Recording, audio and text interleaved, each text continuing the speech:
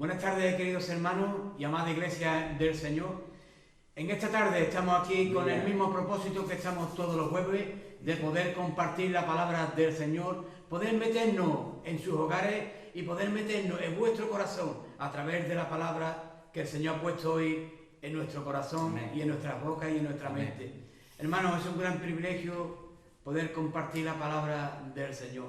Espero que en este día hayas tenido un día agradable, un día donde tú te puedas sentar en tu casa y poder deleitarte a través de la palabra del Señor. Hermanos, antes de empezar a compartir la apertura, vamos a tener unos minutos de oración y vamos a presentarle el culto o la reunión, mejor dicho, al Señor. Amén.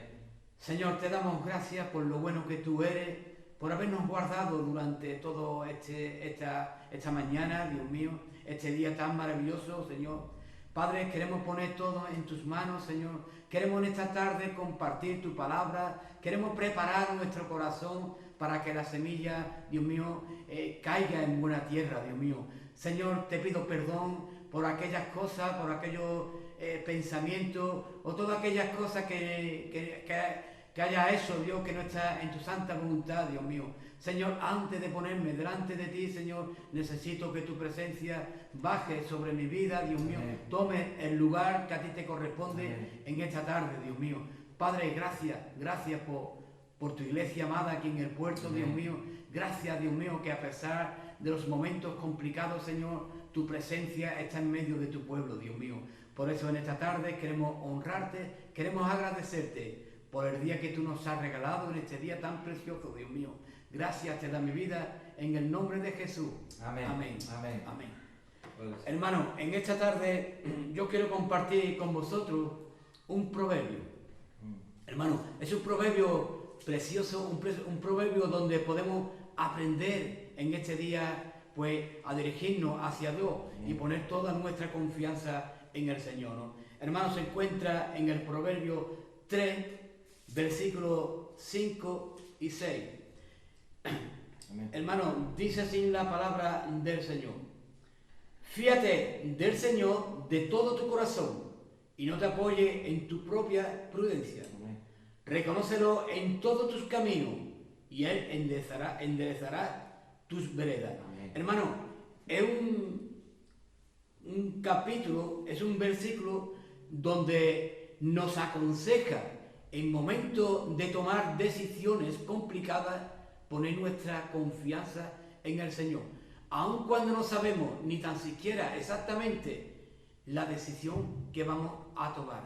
Es bueno, hermano, poner toda nuestra confianza en el Dios Todopoderoso, ¿no? Hermano, en esos momentos de incertidumbre es lo que tenemos que confiar en el Señor. Y el Señor nos dice en su palabra, ¿no? Fíate Amén. Del Señor Amén. Con todo tu corazón. Hermano, confía en el Señor. Esto es un proverbio donde el rey Salomón le aconsejaba a su hijo, ¿no? A vivir una vida confiada en el Señor, hermano. Y es lo que en esta tarde pues queremos compartir con vosotros, ¿no? La confianza Amén. En esas tomas de decisiones difíciles, en esas tomas de decisiones donde tiene que dar el paso hacia adelante. El rey Salomón le transmitía a su hijo: confía en el Señor. Hermano, es una pregunta que yo me hago a mí mismo y me ha hecho cuando he estado preparando pues esta apertura, ¿no? Y es la que yo también te quiero transmitir. ¿Están nuestras vidas puestas y la confianza en el Señor o en cosas o en personas? ¿Confiamos en los recursos, en nuestros trabajos, en nuestros amigos o quizás en nuestras familias? ¿Ponemos nuestra confianza en esos tres puntos que te he dado? Hermano, Salomón nos dice y nos aconseja que donde tenemos que poner nuestra confianza en el Señor. Y Salomón se lo transmitía a su hijo: poner la confianza en el Señor, ¿no? Hermano, la confianza debe de ser verdadera, debe ser completa, total, hermano. Poner la confianza en el Señor a media no vale, hermano. Iglesia, el gran error de la humanidad a través de los siglos, desde Adán hasta nuestros tiempos, y hemos visto que la mayor dificultad del ser humano, hermano, es cuando ponemos nuestra confianza en nosotros mismos. Hermano, confiar en Dios con todo nuestro corazón significa honrarle y reconocerle, hermano, que Él está presente en todo lo que hagamos, en todos nuestros pensamientos, en todas las tomas de decisiones. No tomemos decisiones a la ligera, sino confiemos en el Señor. Antes de tomar decisiones, Señor, te pongo esto delante de ti. Darme confianza, darme fe para tirar hacia adelante. Iglesia del Señor, en esta tarde te digo, busquemos sus consejos a través de su palabra, a través de los siervos que el Señor pone en su pueblo, hermano. Busquemos la sabiduría y la apliquemos a nuestras vidas. Hermano, Él nos dice al finalizar el versículo 6, Él enderezará nuestras veredas. Hermano, hermosa promesa de Dios para ti y para mí.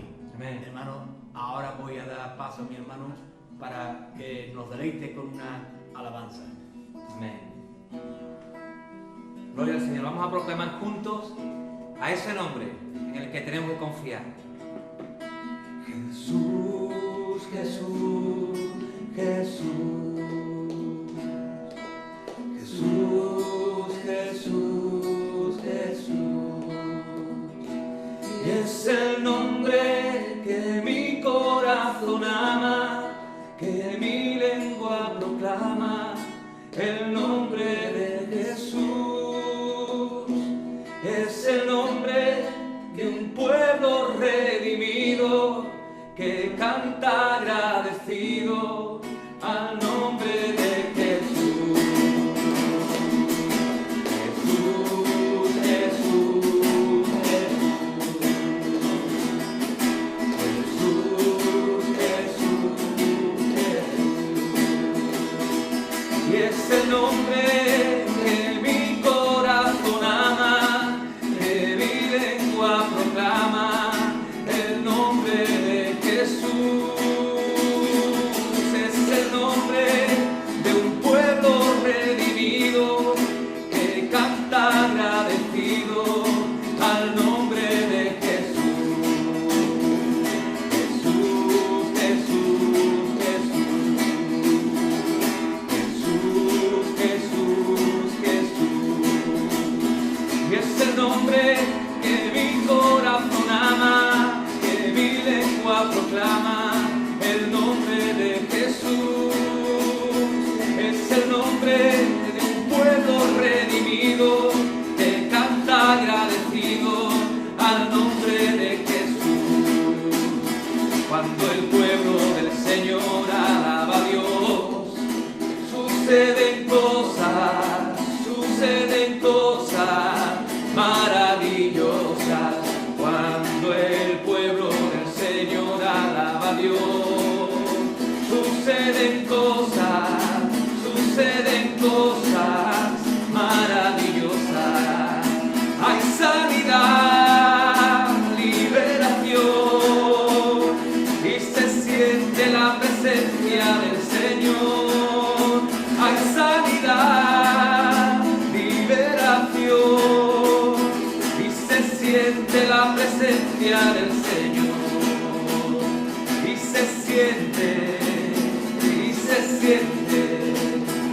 se siente la presencia del Señor. Y se siente, yo la siento dentro de mi corazón. Bello y hermoso será aquel día cuando se cumplan las profecías. Bello y hermoso será aquel día cuando se cumplan las profecías. Y en un abrir y en un cerrar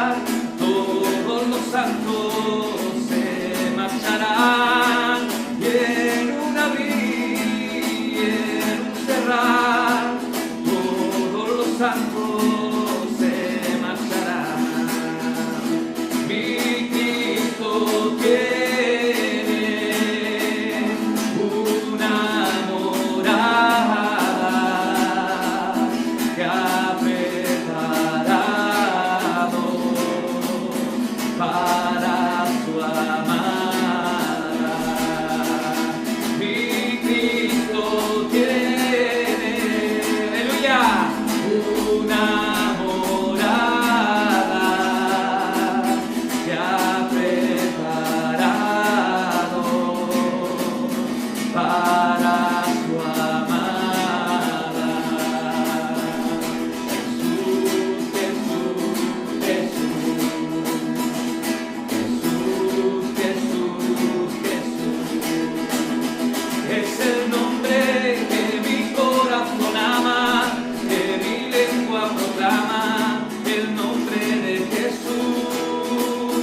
Es el nombre de un pueblo redimido que canta agradecido al nombre de Jesús. Aleluya. Gloria al Señor. Amén. Amén. Bendito sea.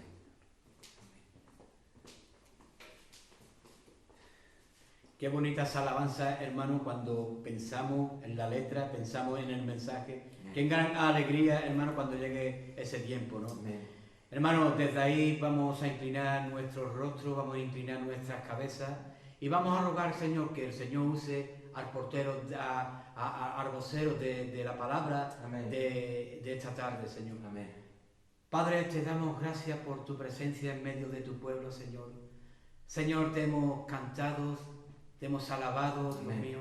Ahora ponemos a tu siervo, Dios mío, delante de ti, Señor, para que tú lo unjas, Señor, para que seas tú a través de su boca, Señor, quien hable al pueblo, Señor, hable a nuestras vidas también, Señor. En esta tarde, Señor, estamos abiertos a recibir tu palabra, Señor, como río de agua viva, Dios mío. Señor, te lo rogamos y te lo suplicamos todo en el nombre de Jesús. Amén y amén. Doy paso a nuestro hermano. Buenas tardes, hermanos, en el nombre del Señor. Es un privilegio estar con vosotros a través de este medio, queridos hermanos, sabiendo y conociendo que un día el Señor nos dará otra vez la oportunidad de estar juntos, compartiendo el culto en armonía y juntos, fraternalmente. Y seguimos, hermanos, seguimos con Mateo 5, el Sermón del Monte, y también con las reflexiones que estamos dando, basadas también en el libro de John Stott, el Sermón de la Montaña. Y en este caso, en este momento, nos toca el versículo 38 al 48. Y vamos a seguir hablando sobre la justicia del cristiano en este mundo. Y en este día, en esta tarde, vamos a hablar de las represalias hacia los demás. ¿Qué debe hacer el creyente cuando es atacado? ¿Cómo debe ser su represalia?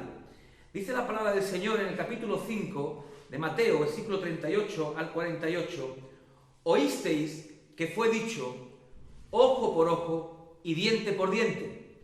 Pero yo os digo, no resistáis al que es malo, antes a cualquiera que te hiera en la mejilla derecha, vuélvele también la otra. Y al que quiera ponerte a pleito y quitarte la túnica, déjale también la capa, y a cualquiera que te obligare a llevar carga por 1 milla, ve con él 2. Al que te pida, dale, y al que quiera tomar de ti prestado, no se lo rehuses. Oísteis que fue dicho, amarás a tu prójimo y aborrecerás a tu enemigo. Pero yo os digo, amad a vuestros enemigos, bendecid a los que os maldicen, haced bien a los que os aborrecen y orad por los que os ultrajan y os persiguen, para que seáis hijos de vuestro Padre que está en los cielos, que hace salir su sol sobre malos y buenos, y que hace llover sobre justos e injustos. Porque si amáis a los que os aman, ¿qué recompensa tendréis? ¿No hacen también lo mismo los publicanos? Y si saludáis a vuestros hermanos solamente, ¿qué hacéis de más? ¿No hacéis también así con los gentiles? Sed pues vosotros perfectos, como vuestro Padre que está en los cielos es perfecto. Amén. Bendito sea el Señor. Hermanos, estamos ante la cúspide del Sermón del Monte, casi tocando el clímax. Aquí nos habla, querido hermano, de la actitud de amor que Cristo demanda al creyente, demostrándolo con su ejemplo, que debemos nosotros mostrarle al que es malo, por un lado, y a nuestros enemigos. En ninguna otra parte del Sermón del Monte existe un mayor desafío para nosotros, y es que estamos ante la contracultura verdaderamente cristiana. Ahí se demuestra realmente el cristianismo en toda su esencia, y también se demuestra cuánta necesidad nosotros tenemos del Espíritu Santo para poder realizar esos mandatos que el Señor nos dice. Realmente el Señor Jesús comienza con un extracto de la enseñanza oral que los rabíes enseñaban a su pueblo basados realmente en las Escrituras, directamente de la ley mosaica, de la ley de Moisés. Tenemos que recordar que la ley dada al pueblo de Israel es considerada tanto una ley civil como una ley moral. Por ejemplo, los 10 mandamientos que está en Éxodo 20 contiene la ley moral, y a partir del capítulo 21 al capítulo 23 hay una serie de ordenanzas, de mandamientos que son llamados mandamientos casuísticos o que provienen de casos especiales.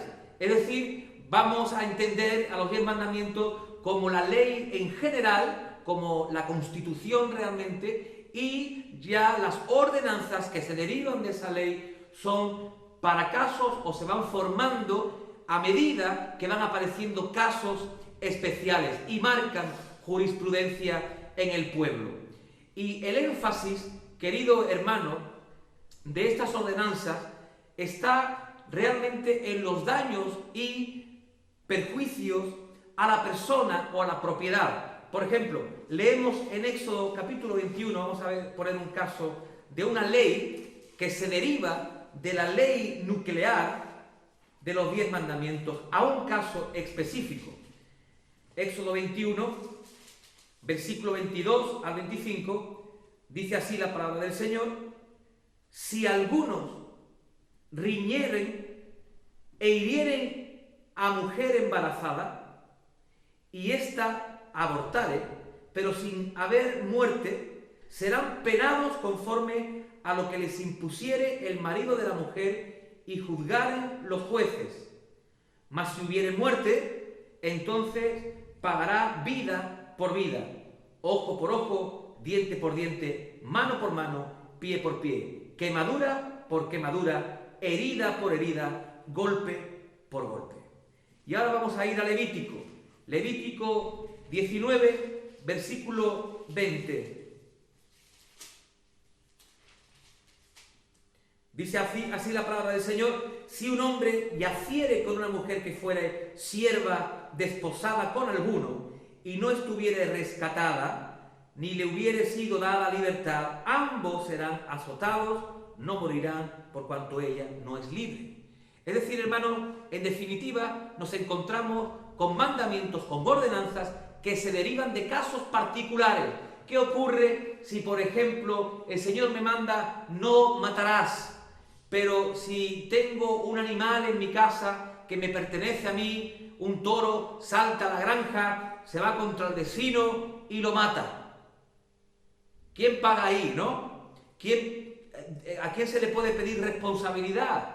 Ahí los jueces de Israel, que estaban destinados y que estaban realmente, tenían autoridad para ello, interpretaban la ley dada por Dios a Moisés en casos específicos. Por eso decimos que la ley dada por Dios es una ley moral, pero también es civil, es decir, regula la convivencia del pueblo. Y realmente su motivo o su objeto era qué pasa con la retribución, qué ocurre para de alguna manera enderezar el daño que el pecado o la mala acción ha realizado. Y aquí lo que se quiera hacer con este caso de límites es, por un lado, limitar la compensación que se deriva a aquella persona que ha sido perjudicada. Aquella persona que ha sido perjudicada por algo no puede pedir más de lo que se le ha quitado. Pero por otro lado también se elimina, de alguna manera, tener la justicia por propia mano o restringir la venganza. Uno sabe que si mata, tiene que pagar con su vida. Así era la ley del talión. Así que era una ley preventiva para que la persona no pensara siquiera en matar, porque el castigo de matar conllevaba la misma vida, la pérdida de la misma vida. Ahora, en tiempos de Jesús, esta ley del talión, ojo por ojo, diente por diente, realmente pareció o parece haber sido modificada, porque la ley del talión no es una ley original de Israel, sino que también los pueblos vecinos de Israel, los semíticos, aquellos pueblos que rodean a Israel, también tenían esa ley del talión, ojo por ojo y diente por diente. Pero ya en tiempos de Jesús, como había una ley romana, como había ya tribunales con sus propias leyes que regulaban la convivencia, y en el caso de los judíos de querer también, de alguna manera, que la ley mosaica se cumpliera, comienzan a hacer pagos por esos delitos. Es decir, ya no solamente, si yo mato a alguien, pues en este caso no era que yo me tendría que morir también para quedar los dos a mano, sino que podría hacer un pago a la familia que ellos pidieran para que yo pudiera quedar absuelto. Por eso las penas, en este caso en tiempos de Jesús, era común ya que se conmutaran por dinero. O por ejemplo, si tú le pegabas a un esclavo y el esclavo perdía el ojo o perdía el diente, con darle la libertad al esclavo era más que suficiente, no tenías tú que quitarte el diente ni quitarte el ojo. Así que se conmutaban las penas de los daños y perjuicios hacia los demás. Ahora, cuando el Señor hace entender a Israel esta ley, nosotros a lo mejor lo vemos como algo salvaje, pero realmente, querido hermano, no contradice la ley del talión en ningún momento el principio justo y verdadero. Ni siquiera el Sermón del Monte. El Sermón del Monte termina diciendo: no juzguéis para no ser juzgados. Es decir, hay reciprocidad en las dos cosas. Es un principio justo y verdadero que además también lo vamos a ver en el final de los tiempos. Como todo el pecado humano, como todo lo que ha realizado el ser humano a lo largo de siglos, va a conllevar a una pena dura y dramática de aquellos que se queden en el día, o en lo que la Escritura dice, el día malo. El problema aquí, con esta ley, no es tanto si era justa o no era justa, sino que los escribas y fariseos, como siempre, extienden este principio de retribución justa, como hemos dicho, fuera de las cortes legales, y se le aplica o la quieren aplicar para cada uno de nosotros, como una ley realmente que podíamos nosotros en cualquier momento hacer uso de ella personalmente. Por tanto, lo que la ley del talión quiere evitar, los fariseos y los saduceos finalmente lo provocan, que es, en definitiva, la venganza personal. Vean que la Escritura dice: no te vengarás, ni guardarás rencor a los hijos de tu pueblo. Así que esta excelente ley que el Señor produce en las Escrituras no está para tomarla al libre albedrío de todos nosotros, sino para dejarla en manos de aquellos que Dios ha puesto para que sean, en este caso, sea esta ley ejecutada.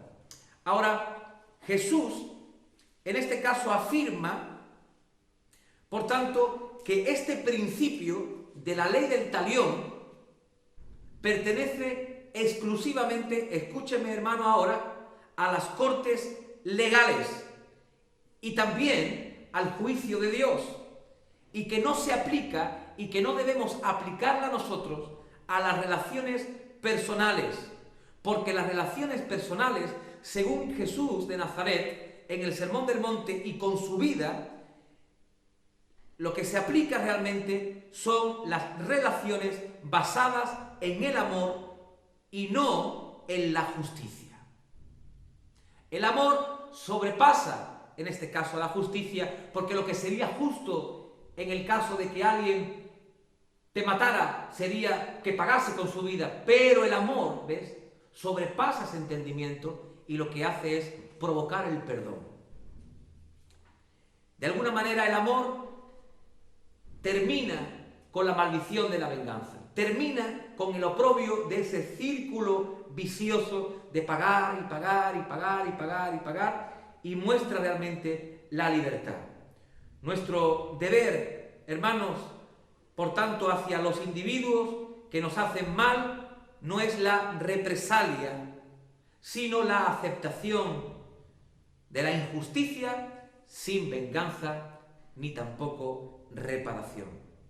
Dice el Señor en el versículo 39, no resistáis al que es malo. Ahora, ¿qué significa no resistir? Ese es el tema. Cuando nosotros leemos ese versículo, queremos preguntarnos, bueno, ¿y qué significa no resistir? La palabra no resistir significa lo que significa, es decir, oponerse. No te opongas, no contrarrestes, no te coloques contra lo malo. De modo que la segunda pregunta, después de saber lo que es resistir, que es oponerse, sería ¿a quién? Por supuesto, a Dios no. A Dios tú no te puedes oponer. Al diablo sí. Entonces, hermano, ¿cómo es que el Señor nos dice que no resistamos al malo? Porque realmente la palabra del Señor aquí no está describiendo al diablo. Al diablo hay que resistirlo. Eso lo dice Jesucristo, lo dice Pablo, lo dice Pedro, lo dice Santiago. Él es el malo por excelencia. Pero Jesús no está hablando de la esencia de la maldad, ni de Satanás, ni de los poderes del mal que están a su disposición, sino que lo que se está diciendo el Señor es que resista a aquel que es malo, a una persona mala, a alguien que trata de hacerte algún mal. Jesús no niega la maldad de las personas. Jesús tampoco pida que pretendamos no condenar su conducta, porque hay que condenarla. De alguna manera tenemos que decir que es una conducta mala. Lo que no nos deja hacer la enseñanza de Jesús, en este caso a ti y a mí, es tomar la justicia por nuestra mano hacia esas personas. En otras palabras, que tomemos represalias. Por eso dice, no os enfrentéis con el hombre perverso. Y Jesús lo hace a través de 4 pequeñas ilustraciones o dimensiones, viñetas, de situaciones cotidianas, que en cada una de ellas nos presenta a una persona mala. La primera busca injuriarnos. Vean lo que dice, volvemos a Mateo, capítulo 5,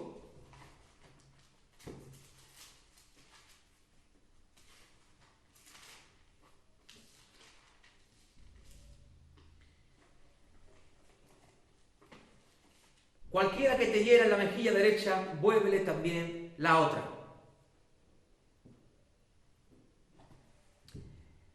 En esta dimensión hay personas que intentan injuriarnos, otros golpeándonos en el rostro, otros acusándonos ante la ley.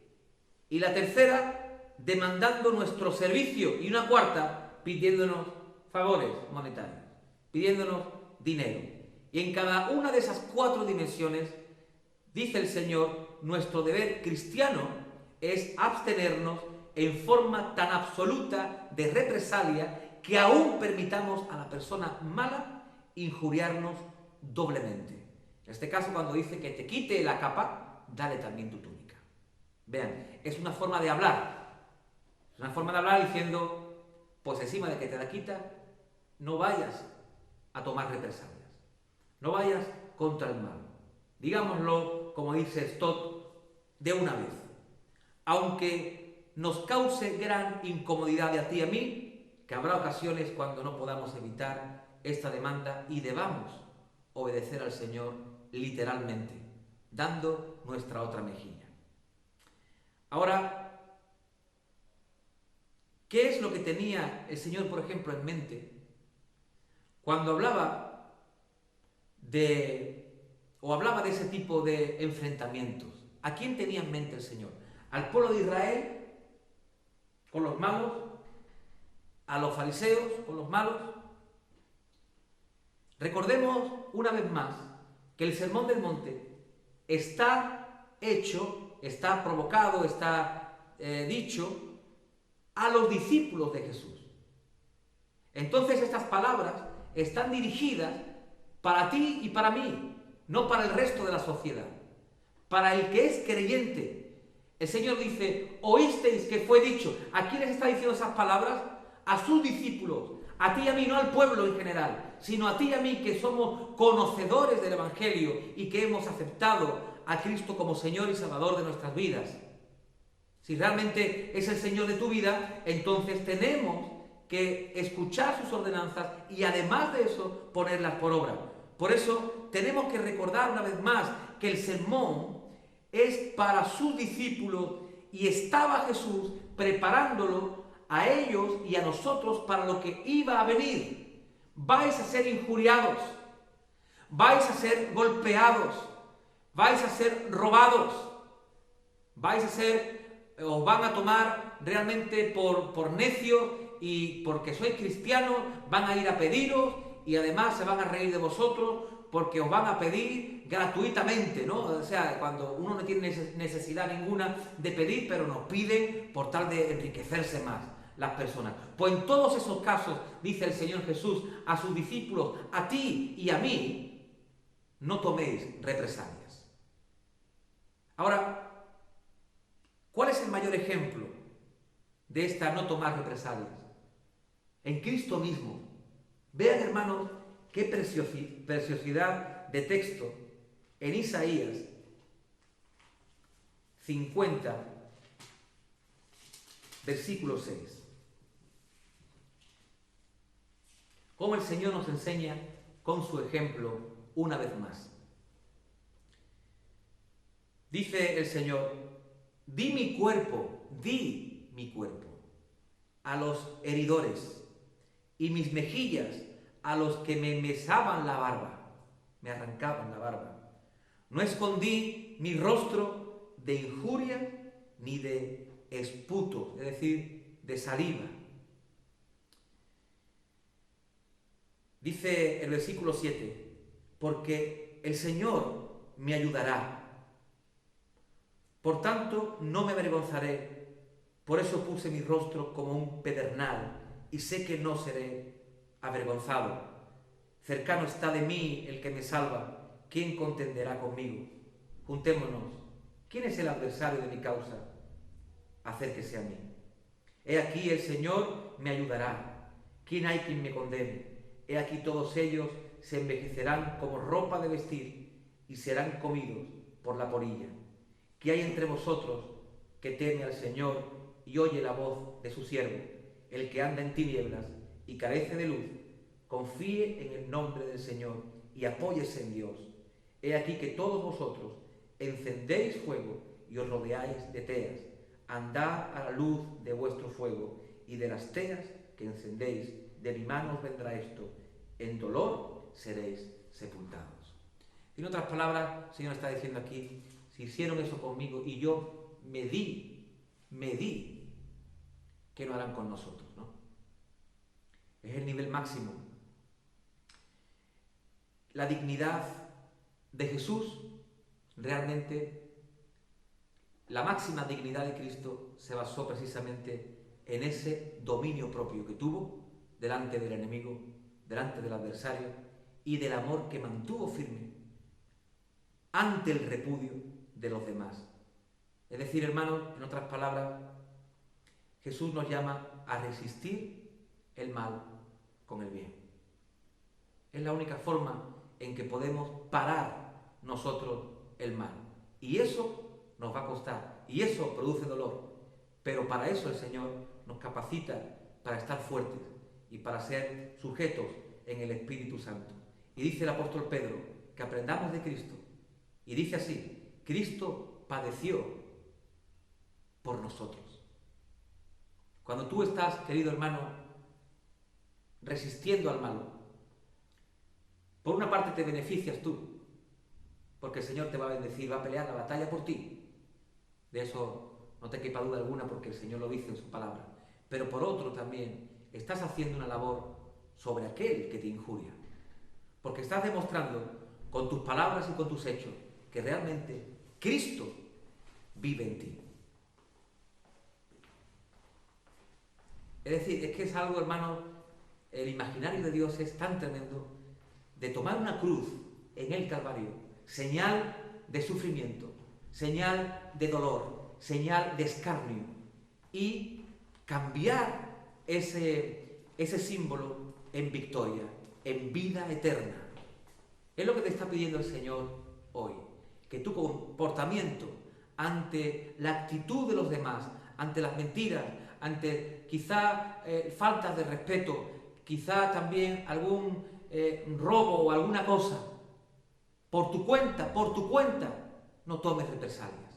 No las tomes, déjalas en las manos del Señor y participa de la pasión de Cristo de esta manera, creyendo y sabiendo que el Señor también sufrió y tuvo dolor y sufrió por ti y por mí el escarnio, por nuestra liberación. Por eso dice Pedro, Cristo padeció por nosotros. Finalmente, esa resistencia nos ganó, dejándonos ejemplo para que sigáis sus pisadas. Cuando le maldecían, no respondía con maldición. Cuando padecía, no amenazaba, sino encomendaba la causa al que juzga justamente. Querido hermano, finalmente, lo que tenemos que entender aquí es que nunca debemos de devolver un golpe, devolviendo mal por mal, porque haciendo esto realmente, como hemos dicho antes, jamás vamos a parar el mal, sino hacerlo con el bien, como si fuéramos agua echándosela al fuego, como si fuera el yunque ante el martillo. Fíjate que el martillo le pega al yunque, pero el yunque, ¿qué hace? Resistir. Resiste valientemente. Así que el único límite que tenemos nosotros de resistencia, lo que el Señor te pide aquí, el único límite, ¿hasta cuándo tengo yo que resistir? El Señor te dice, hasta que el amor mismo se imponga. Ese es el único límite que tú y yo tenemos. ¿Dónde termina el amor? Infinito, ¿verdad? Dice el Señor, es incondicional. Pues ese es nuestro límite. Amar hasta los límites más límites que existan. Ahora, ¿qué pasa, hermanos, con esto?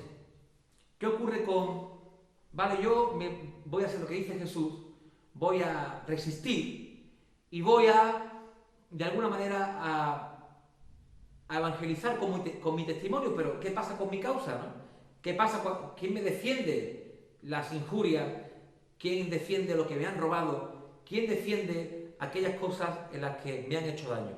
La palabra del Señor es clara, lo hemos dicho anteriormente, que el Señor juzga justamente. Pero también el Señor ha puesto, no invisiblemente, sino que ha puesto en esta tierra autoridades, cortes legales, que están precisamente para administrar esa ley, para administrar y dar a cada uno que comete un delito una pena. Y es la forma en la que nosotros tenemos que escoger. No la represalia, sino la forma de la justicia. Una justicia que sea justa.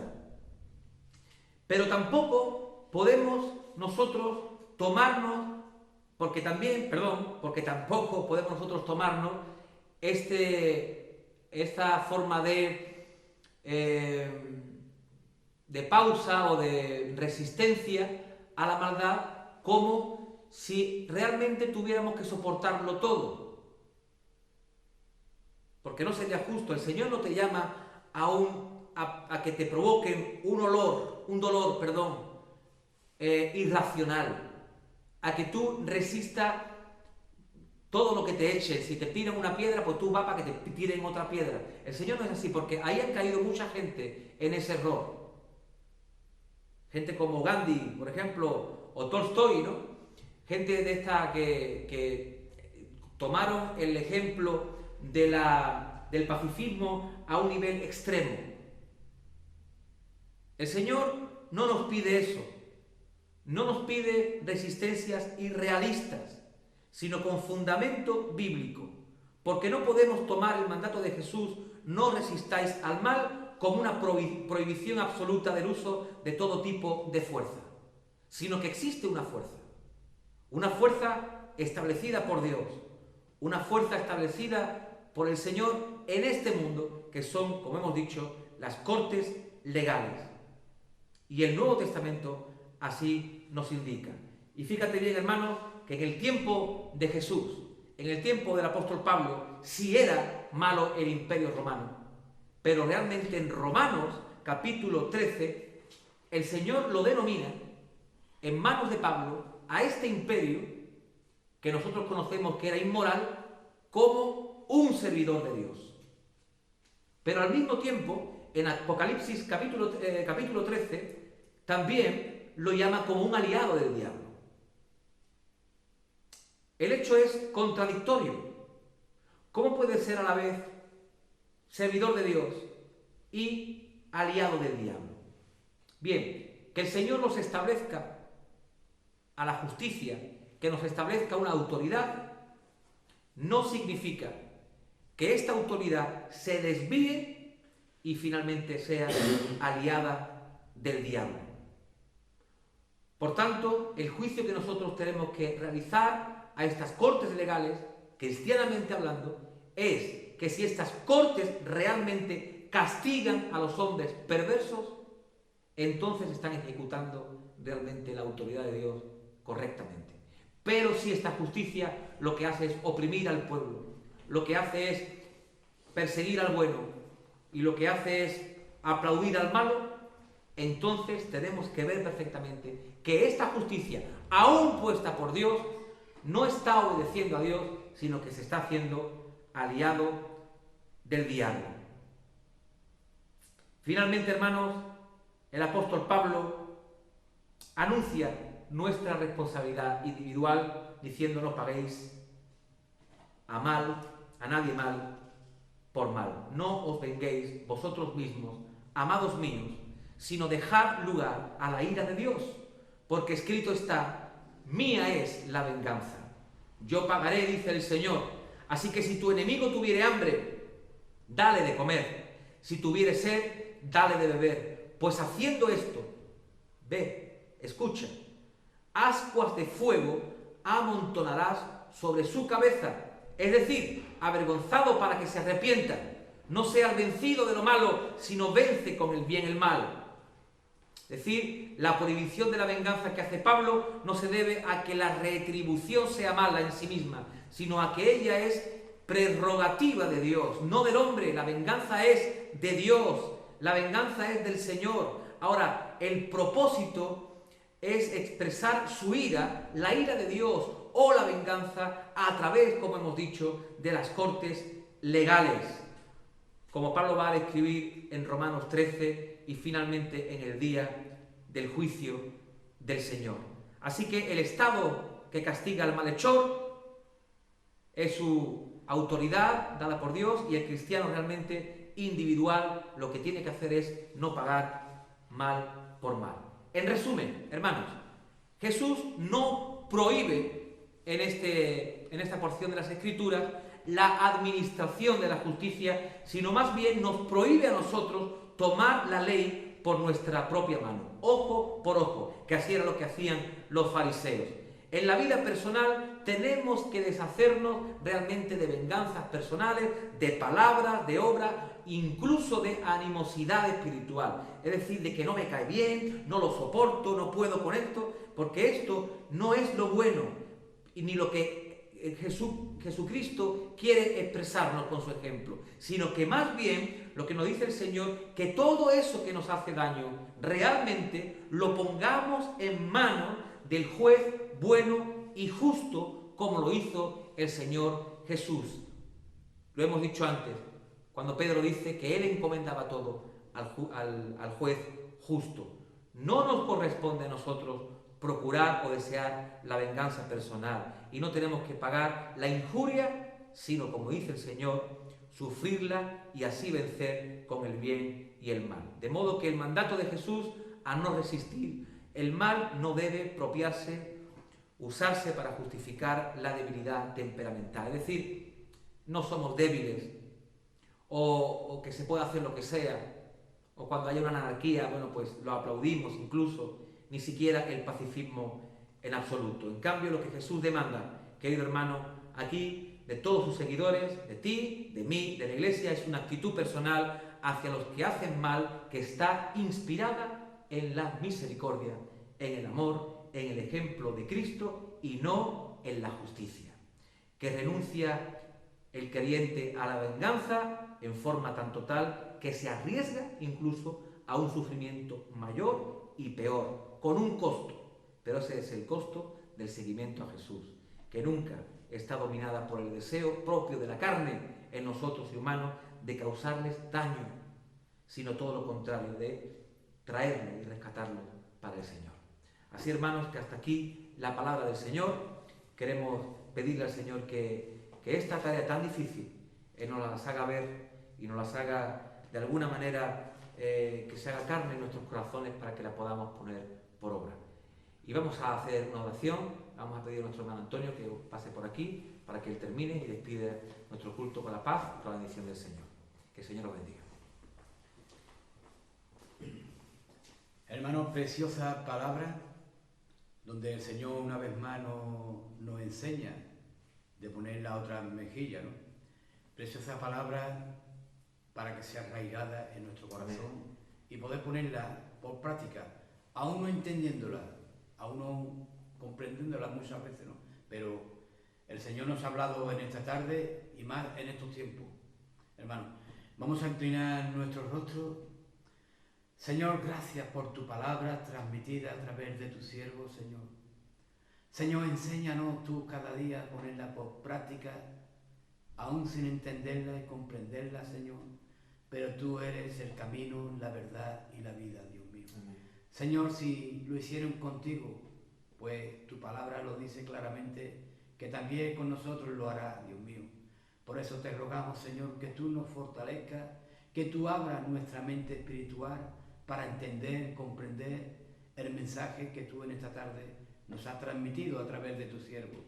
Señor, ahora en estos momentos te lo ponemos todo en tus manos, Señor, para que sea una vez más bendecido tu pueblo a través de tu palabra. Gracias te da mi vida en el nombre de Jesús. Amén.